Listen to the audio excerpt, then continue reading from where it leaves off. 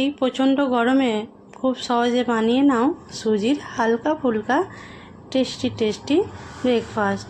চলো দেখে নিই এটা আমি কিভাবে বানিয়েছি।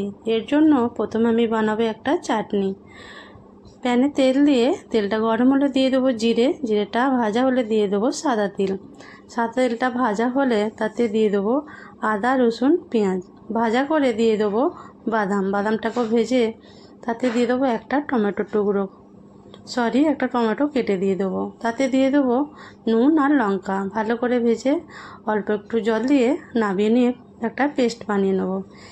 এরপর ফ্রাইং প্যানে তেল দিয়ে তেলটা গরম হলে দিয়ে দেবো সর্ষে, কারি পাতা, লঙ্কা ভাজা হলে তাতে দিয়ে দেবো এই পেস্টটা ভালো করে নাড়তে থাকবো। একটা চাটনি তৈরি করে নেব।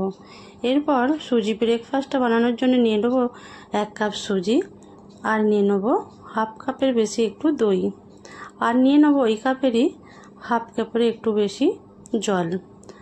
একটু চামচ দিয়ে ভালো করে মাখিয়ে নেবো এইভাবে। এরপর অল্প একটু চিনিটা স্কিপ হয়ে গেছে, আর দিয়ে দেবো নুন। ভালো করে আমি এখানে একটা দেখো পেস্ট বানিয়ে নিয়েছি, একটা স্মুদি পেস্ট আমি এখানে বানিয়ে নিচ্ছি।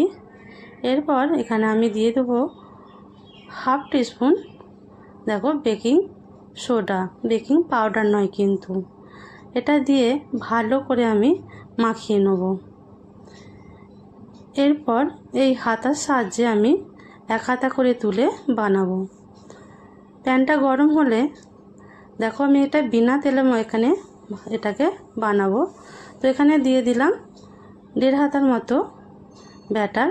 এরপর একটু মিলে দেবো।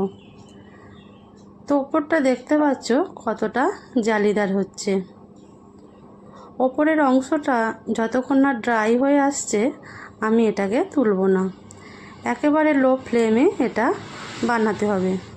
তো দেখতেই পাচ্ছ ওপরের অংশটা ড্রাই হয়ে গেছে। এবার এটাকে আমি তুলে নেব। খুব ইজিলিভাবে এটা উঠে যায়। তো দেখতে পাচ্ছ কতটা সুন্দর হয়েছে।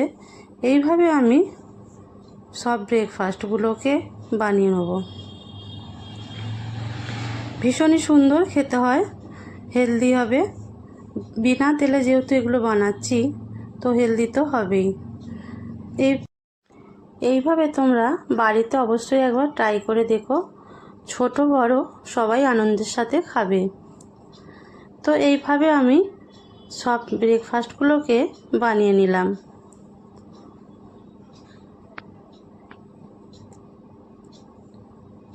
তো তোমাদের একটা আমি দেখাচ্ছি, দেখো কতটা সফট হয়েছে,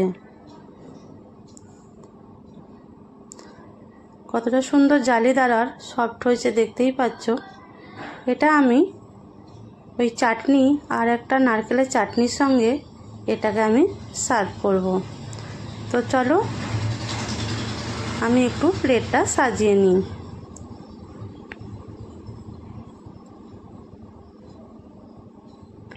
এইভাবে সুন্দর করে প্লেটটা সাজানো থাকলে খেতেও যেমন সুন্দর, দেখতেও সুন্দর লাগে। তো আজকের রেসিপিটা আমার কেমন লাগলো অবশ্যই জানিও। ভালো লাগলে একটা লাইক কমেন্ট শেয়ার করে দিও।